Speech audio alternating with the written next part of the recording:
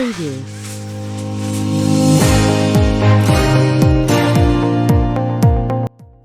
Bonjour à toutes et à tous, je suis Crépier Eli Jordan, enquêteur numérique, expert en cybersécurité, manager de e-réputation.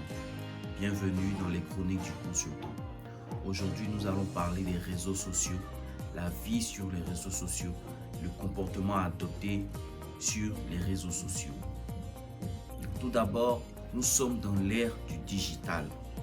Nous sommes dans l'ère 2.0. Nous payons de façon digitale, nous commandons de façon digitale, nous discutons de façon digitale, nous travaillons même de façon digitale. Ainsi, le digital fait partie intégrante de notre vie avec les réseaux sociaux. Je peux citer parmi eux Facebook, WhatsApp, Twitter, Instagram, TikTok, Google et j'en passe. D'abord, nous allons parler de WhatsApp. WhatsApp est un réseau social. C'est un réseau de messagerie qui permet de discuter par Internet. Permet d'envoyer des vidéos, permet d'envoyer des notes vocales, permet même d'appeler son correspondant. En début d'année, on a appris que WhatsApp avait décidé de changer les conditions d'utilisation de leur application. Et il y a eu beaucoup de spéculations dessus. Oui, WhatsApp va aspirer nos données, WhatsApp va prendre nos photos pour aller placarder ça quelque part, WhatsApp va utiliser nos photos, nos vidéos, nos notes vocales, WhatsApp va nous suivre, on n'aura plus de liberté et tout. Je voudrais expliquer aujourd'hui ce que les nouvelles conditions d'utilisation de WhatsApp disent. WhatsApp, dans ces nouvelles conditions d'utilisation, a juste dit qu'ils vont enregistrer nos photos de profil, seulement nos photos de profil, le nom, le pseudonyme que vous allez mettre sur votre profil Facebook, c'est-à-dire lorsque vous créez votre profil, vous mettez soit votre vrai nom, soit votre pseudonyme, Argent 44 ou bien je sais pas, Pigeon 225, ça dépend. Ils vont garder ce pseudonyme là, le numéro affilié au compte et la dernière adresse IP que vous avez utilisée. C'est-à-dire que lors de votre dernière connexion, la dernière adresse IP qui s'est affichée, c'est ça qu'ils vont conserver. Ensuite, conservez votre dernière session. Si vous êtes connecté, la dernière fois que vous êtes connecté, si notre correspondant a été connecté pour la dernière fois en juillet, en juin, il y a 1 heure, il y a 2 heures. Voilà, c'est ce que WhatsApp conserve. Je vais vous expliquer quelque chose. Pourquoi WhatsApp a eu autant de succès? WhatsApp a eu autant de succès parce que WhatsApp a été l'une des premières applications à utiliser le chiffrement bout à bout. Le chiffrement bout à bout, c'est une mesure de sécurité qui, lorsque vous avez fini d'écrire votre message sur votre clavier et que dès que vous appuyez sur le bouton envoyer, que ce soit un message, que ce soit vos vidéos, que ce soit votre note vocale, dès que vous appuyez sur le bouton envoyer, le message que vous envoyez est automatiquement crypté. Je vous explique ça de façon imagée. Votre message, on le met dans une enveloppe, on l'emballe, on le verrouille, c'est-à-dire on met un cadenas dessus, on soude le cadenas et en plus de souder le cadenas, on met encore dans un autre carton et on soude encore un autre cadenas dessus. C'est une succession de cadenas qu'on ne peut pas ouvrir. Même WhatsApp ne peut pas déchiffrer tous les messages que vous envoyez. Avec le chiffrement bout à bout, WhatsApp n'a aucun intérêt à conserver les messages ou les notes vocales que vous envoyez à vos correspondants parce qu'ils ne vont pas gaspiller de l'espace dans leur serveur pour pouvoir conserver des messages qu'ils ne pourront pas lire. Voilà, donc il faudrait qu'on arrête de se mentir. On dit oui, WhatsApp garde nos messages. WhatsApp ne peut pas garder nos messages parce que nos messages ne sont déchiffrés que lorsqu'ils sont reçus par notre correspondant. C'est à la réception du message par le correspondant, la personne qu'on a envoyé, que le message est déchiffré pour pouvoir être lu par la personne. C'est-à-dire l'application de l'autre côté déchiffre le message pour être lu par celui qui l'a reçu.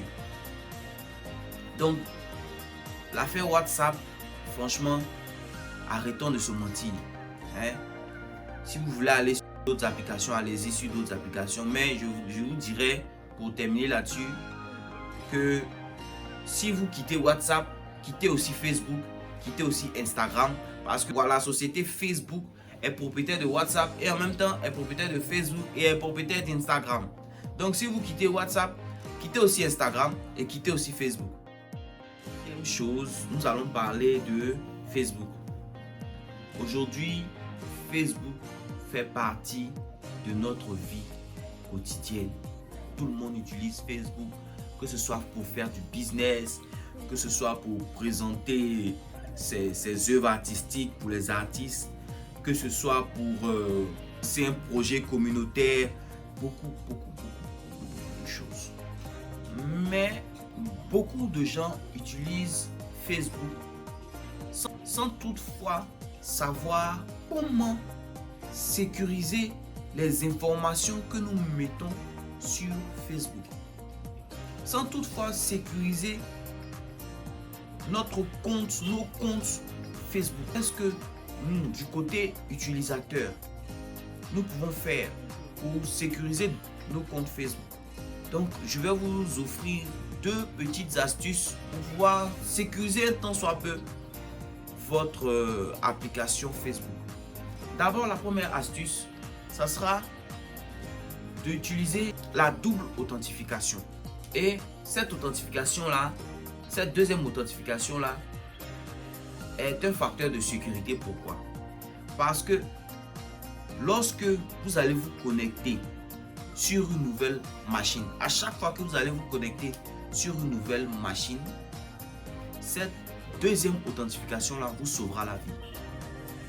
Parce que tant que vous n'aurez pas reçu votre code sur votre numéro de téléphone, sur votre téléphone portable, vous ne pourrez pas vous connecter sur une nouvelle machine. Je prends un exemple pour que les gens comprennent. J'ai un ancien téléphone où j'ai mon compte Facebook là-dessus et je me connecte. À chaque fois que j'appuie sur le logo de l'application de mon téléphone, mon compte Facebook s'ouvre. J'ai déjà authentifié, tout est normal et tout. Voilà. Maintenant, je décide d'acheter un nouveau téléphone.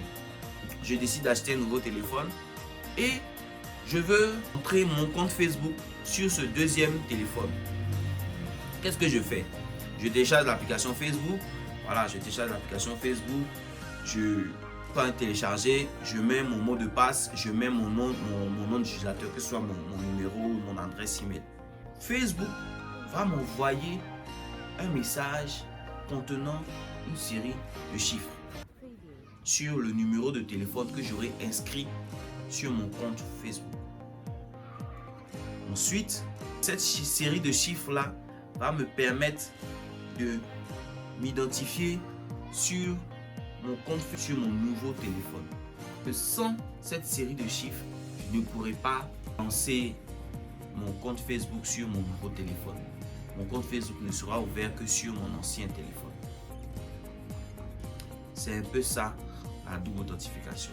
Pour avoir accès à la double authentification, vous allez dans les paramètres de Facebook, sécurité, vous allez voir double authentification, vous cliquez dessus.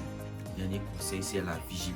Le conseil là doit s'adresser à toutes ces personnalités et à toutes ces personnes qui ont de hautes responsabilités et tout, qui utilisent les réseaux sociaux comme nous tous. Le conseil que je peux vous donner, c'est de prendre contact avec un professionnel de la sécurité, un professionnel de la sécurité informatique pour vous situer et vous guider lorsque vous utilisez de nouvelles applications ou même lorsque vous utilisez les applications de tous les jours, mais vous voulez changer tel ou tel paramètre de vos applications. Le deuxième, c'est de faire attention aux liens sur lesquels vous cliquez. Faites attention aux liens sur lesquels vous cliquez. parce que ça peut être du phishing, l'hameçonnage. On en parlera dans un prochain épisode. Un lien pour vous envoyer sur une autre page. Vous volez vos informations personnelles. Faites attention, ne cliquez pas sur tous les liens. Même si vous voyez une information, une des informations les plus capitales avec un titre, oui, il y a eu un tremblement de terre à Abidjan, ne cliquez pas sur ce genre de lien. Ne cliquez pas sur ce genre de lien. Restez un bon antivirus. Installez-le sur vos terminaux, que ce soit vos téléphones, que ce soit vos ordinateurs. Je pense que je vous ai donné assez de secrets, assez de conseils pour pouvoir bien utiliser, bien sécuriser vos réseaux sociaux. Retenez que nous avons l'obligation même de prendre soin de nos informations sur Internet. Merci beaucoup de m'avoir écouté. Bonne journée à vous.